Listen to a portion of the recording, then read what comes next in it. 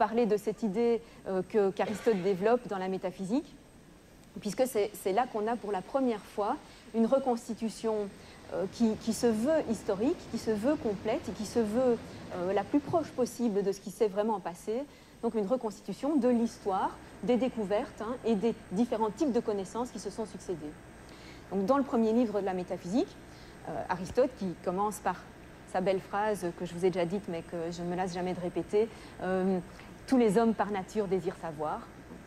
Trop belle phrase. Donc, une fois qu'il a dit cette phrase, il explique les différentes étapes successives de savoir qui ont lieu d'après lui. Alors, il parle de sa propre culture, mais pas seulement. En fait, il fait parfois aussi référence aux cultures qu'il connaît, donc les cultures justement de la Mésopotamie et de l'Égypte. Et il dit que le tout premier type de savoir, c'est l'expérience. C'est-à-dire qu'on observe une série de cas particuliers dont on estime qu'ils recouvrent à peu près la même chose, et on se met à pouvoir prédire que dans un autre cas particulier du même type, ça va se passer de la même façon. Il prend l'exemple de la médecine, justement, en disant, bon, la médecine qui fonctionne par expérience, eh bien, elle observe qu'une série d'individus peuvent être guéris d'une série de symptômes similaires par un remède similaire. Donc c'est ce que je vous disais tout à l'heure de la médecine égyptienne ou mésopotamienne. Donc ce sont des médecines basées essentiellement sur l'expérience. Et puis il ajoute qu'on est passé à un stade plus avancé lorsque justement on s'est interrogé sur la cause du fait que ces remèdes fonctionnaient.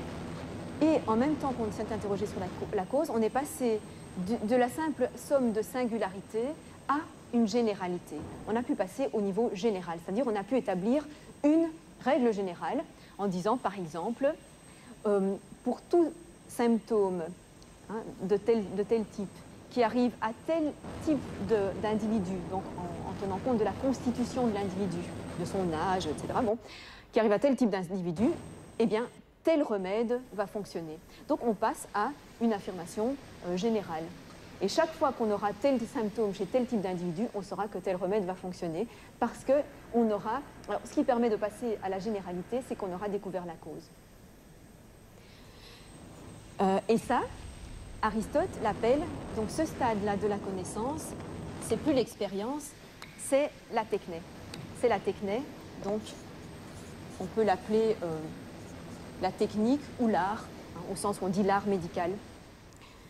Donc la techné, c'est un savoir-faire, donc productif, qui ajoute à l'expérience le fait de pouvoir passer à une généralité et à la connaissance des causes. Mais il y a encore un stade plus avancé de savoir que Aristote appelle la sophia, qu'on traduit habituellement par la sagesse, mais qui est... alors, sagesse est sans doute un mot correct dans la mesure où c'est un mot qui a un champ sémantique assez large, mais il ne faut pas le prendre au sens étroit de la sagesse morale, ce n'est pas au sens de sagesse morale, c'est au sens d'une connaissance d'un type particulièrement approfondi. Et ce que Aristote dit, c'est qu'on considère comme un sophos quelqu'un qui développe un savoir, donc qui a une techné, quelqu'un qui a un savoir technique, mais qui, en plus de connaître les causes de ce qu'il pratique, en plus de ça, développe quelque chose dans un domaine qui n'est pas strictement utilitaire. Et là, c'est donc un nouveau critère. Ce nouveau critère, c'est le partage entre des savoirs utilitaires et des savoirs non utilitaires.